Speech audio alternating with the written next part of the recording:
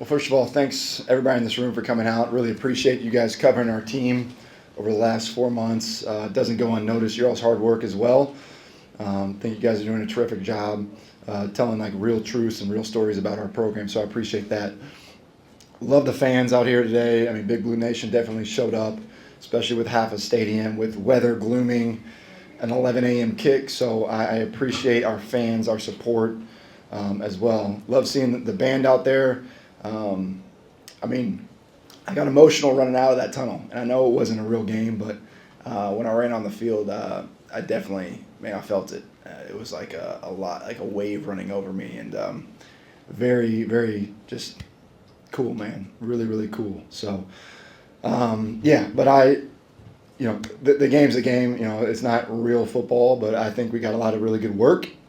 That's the goal of spring, is to improve with fundamentals and technique, learn how to practice, learn what winning edges that we need throughout spring to go into summer and fall and prepare the team for play.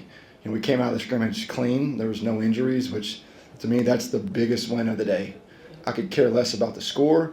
I could care if we come out clean, that's good. The Wildcats won. So told the team I was just really proud of their effort, their intensity, their execution throughout the last really 4 months since we got here, their willingness to be coached, and we're undefeated right now. We're 0-0.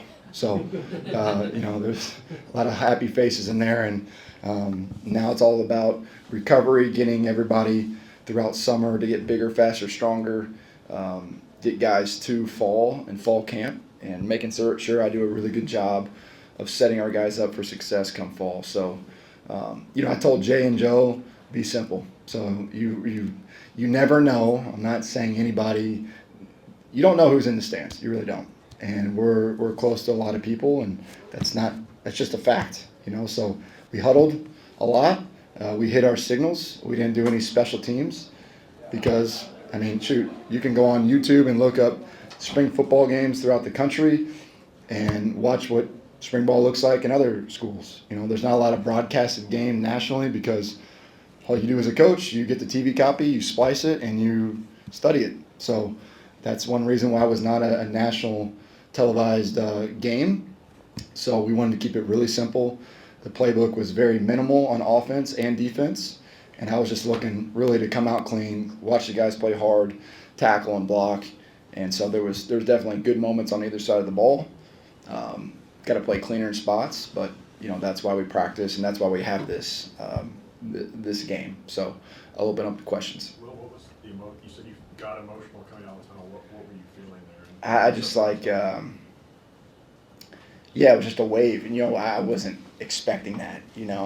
I never ran out that tunnel like that, so that was really cool and unique.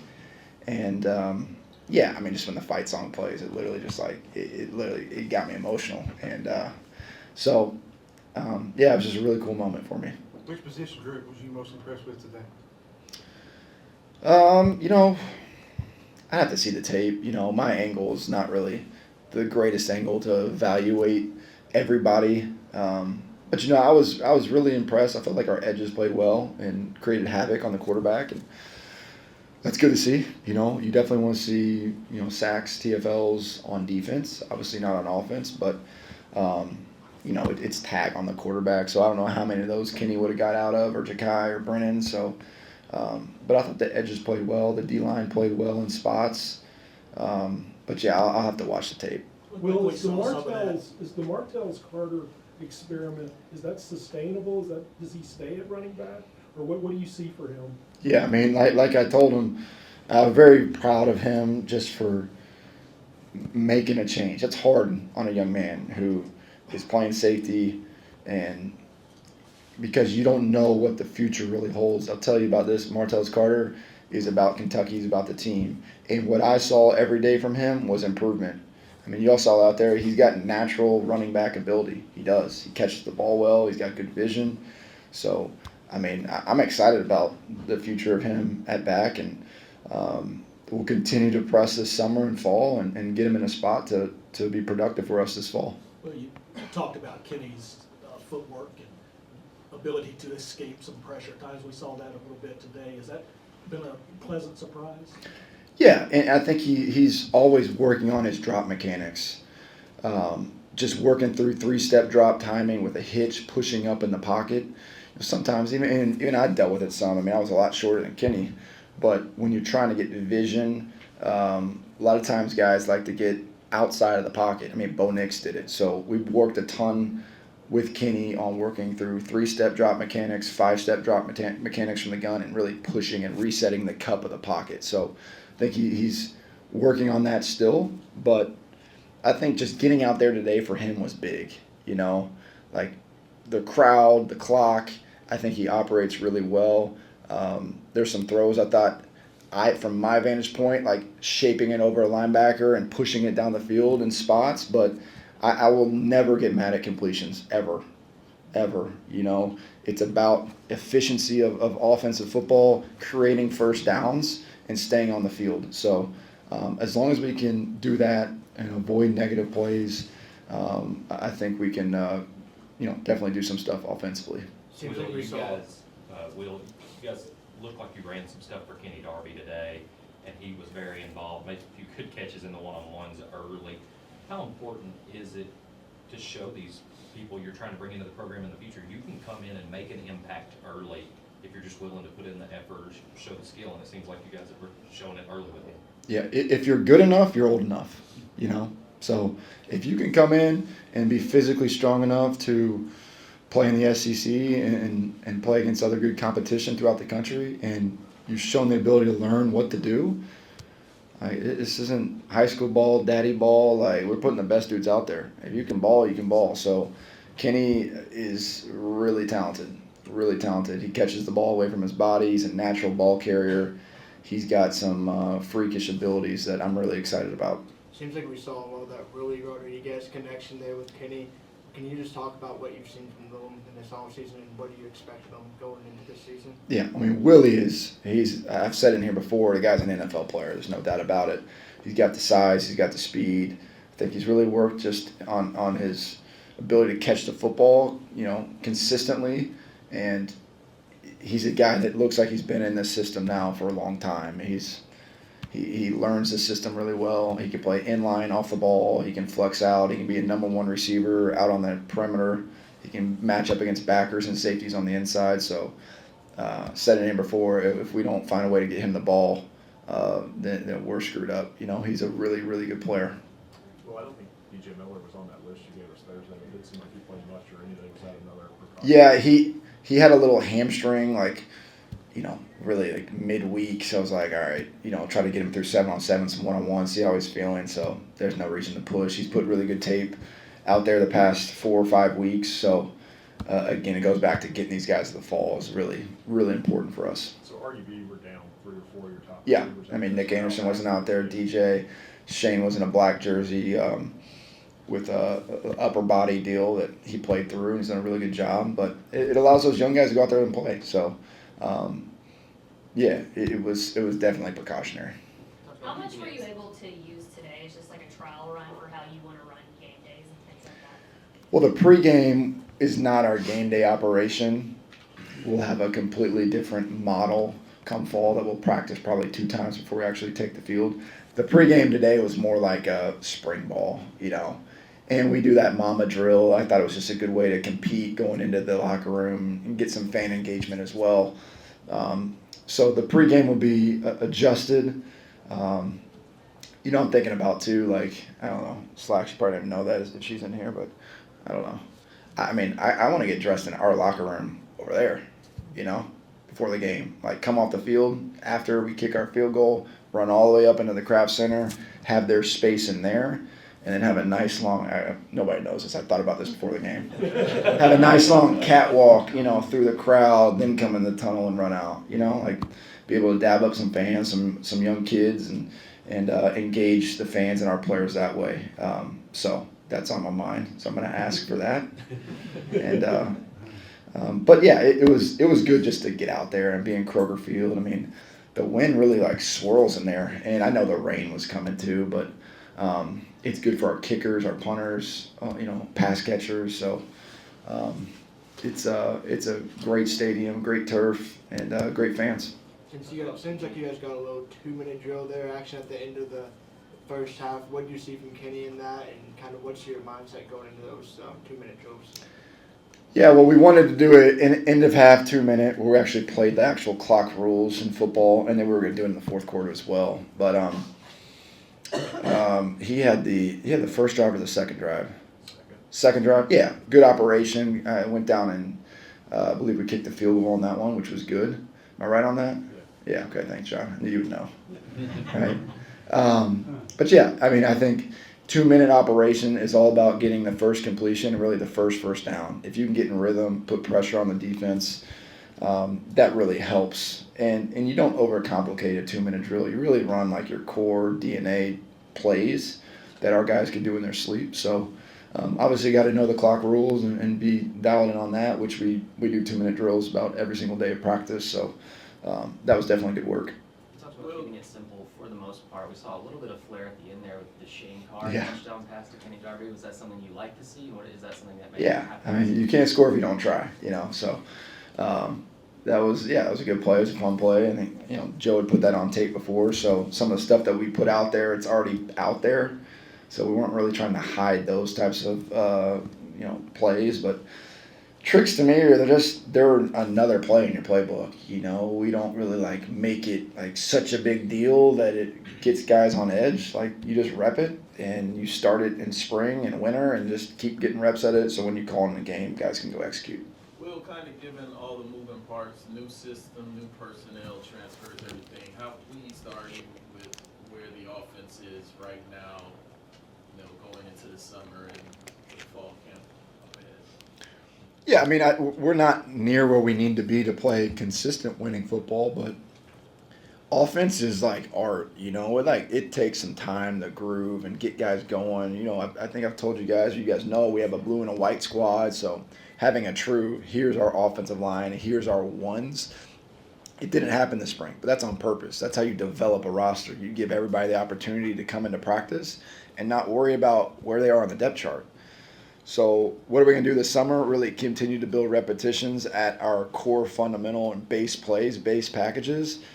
And then as we hit fall, really develop that blue group as the group moving forward and the white group as the next group up. So, I think we made strides for sure. I think there's still things that we have to clean up, just fundamental and technique-wise, understanding of the system. But, I mean, I'm pleased so far. This is, I think I told maybe Pat or something, like when I first got to Oregon, we had Bo Nix, we had a bunch of NFL players, and I felt like I couldn't get a first down. I was like, God dang, are we going to be good? And we had the number 2 offense in the country. I'm not saying that is where we are right now, but spring ball, the way that we do things, sometimes it can be like, are we good? It's like, no, we're good. We have a great system. We have really good players. And that's what these next 4 months are for going into fall. Well, because of your background, so much focus been on offense since you got here. But what do you like about this defense and the identity that you're building on that side? It's super multiple. I think Jay's got a really good package. It's different fronts. You're going to see 4 down. You're going to see mint or 3 down. You're going to see some bear looks, some overload fronts. He's got really good stuff on 3rd down. They play tight match coverage. They also play some good vision zone, so it's definitely multiple. And it allows our guys to play free. They don't have to think much. So that's what I like. They really cut it loose. I think Jay's done an elite job so far of installing the base schemes. I mean, he probably ran like 3 or 4 calls out there today. You go into a game with a lot more volume. So to see those guys go execute, I thought they did a nice job. How comfortable are you with the inside linebacking coming out of the spring? Yeah, I think they've definitely improved, right? I think Grant Godfrey is definitely a leader in that room. He knows the defense very well. I've been very pleased with Bo Barnes and his continuous improvement. I like Twan. Twan's had a really good spring. He's super twitchy. Tavion's still growing in the scheme, just understanding how to play at this level consistently. So, yeah, I mean, I think it's a good group. I think they have, and again, I think it starts with Grant and those guys that have been here and done a good job. Coach, I think you've landed 5 commitments so far. Not getting into any specifics, but what are you hearing from some of these high school players? What would you like to say to potential high school players out there about this program? I mean, yeah, we've done a really good job of getting commitments. You know, I always think like you win recruits in the fall. You really do. You know, going playing really well. Spring there's a lot of buzz, which is awesome. I think when people come here, they see like authenticity, right, from the coaching staff. They see real connection from the team. They love Lexington. They love the University of Kentucky. They love what we do on offense, defense, and special teams. Just a bunch of real dudes, man, that coach football here that, you know, guys don't have to feel on edge talking to. Like, I don't wear like a quarter zip and like khaki pants at work. Like, I would dress like a football coach, you know? So I think when they come in our building, they're like, man, these are just normal dudes that love ball. They love their families. They love the Lord. Like, that's what they are. And so I think that's what's really gravitating these players to here is like-minded people surround themselves with other like-minded people. And so they come to Kentucky and they're like, man, I never knew it was like this. Yeah, well, like, we're going to recruit the best players in America. Like, that's our job, is to sign the absolute best players that we can. And we're not going to back down to anybody. So I think when they get that vibe, when they have that, when they see the confidence from our entire staff and our players, then they're like, man, I want to be a part of this. So it's been great so far. Winning spring is one thing. It's about winning games on Saturdays come fall. Well, as fans of media, we can't wait until September 5th. As a head coach, how do you balance that patience versus, hey, we still have a lot of work to do? Yeah, we had an entire Get Real session last Wednesday on focus, and it was really about like eliminating your mindset about the past, not worrying about the future, and truly focusing on the present and being able to press reset and having a one-play focus. And it's hard. It's almost impossible for anybody in this room to be completely 100% present. It just is. But it is a daily process, and it's coach speak, it's cliche, but it is so true. Like, if you cannot be where your feet are and focus on the task at hand, like, we don't know what's going to happen in the future if we don't take care of today. So today's about recovery for our guys and enjoying their families, enjoying their friends that came in town to watch them play this great game. Tomorrow, resetting with some treatment from 11 to 2, and then Monday, watching the tape with this coaching staff, attacking the weights, and just progressing forward. So it is so much about being in the moment. Everything's so fast now, social media, everything's so fast right at our fingertips. So just to be able to enjoy today. You know, I had a bunch of family, I had like 30-something people come from Louisville on a party bus, drinking a lot of beer and probably tequila and whatever they were drinking. They're having a lot of fun next door. Like, for me, like, I'm going to enjoy that. I'm going to enjoy them being here, them supporting me, my 2 kids, my beautiful wife, Darby. Like, that's what I'm trying to enjoy right now.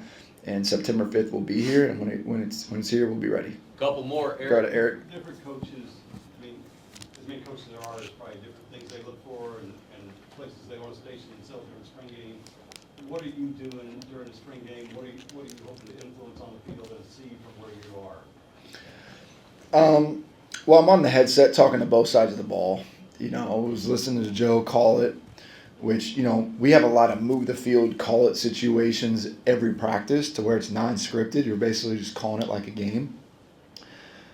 So I get, you know, my moments with Joe on the mic there, but then in these types of games where we have more of a game plan, be able to hear the calls from him, not interject in his play calls, but like off the sideline, hey, we like this, hey, get to this, next first down, I like this call.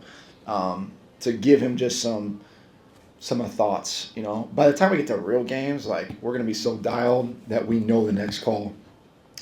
So I was listening to Joe, listening to our offensive staff communicate, again, talking through situations with them. Hey, Joe, you got 4 downs here. Hey, if you get the 3rd or 4th and 3, like, we're going to go for it. And then with Jay, just listening to his calls as well, and, you know, trying to play the game in my mind. They practice their calls, our players practice. Like, it's my job to practice being a head coach too. You know, I didn't know the call on offense, but I saw the formation, and I said, hey, they're going to make it here, and they ran a little bootleg.